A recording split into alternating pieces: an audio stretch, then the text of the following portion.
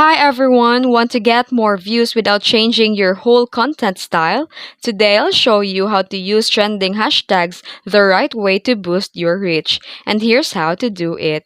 So when posting, start typing hashtag and TikTok will show suggested trending hashtags.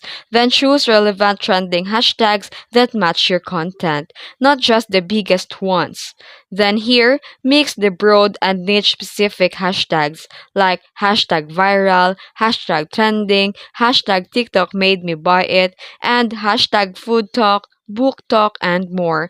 Use 3 to 5 strong hashtags. Too many can look spammy. If you want to stay ahead, visit the TikTok Creative Center to see a real-time trending tags by region and category. And that's how you use a trending hashtags to get more views on TikTok. Smart, simple, and effective. If you found this video helpful, don't forget to like and subscribe for more tutorials. Thanks for watching.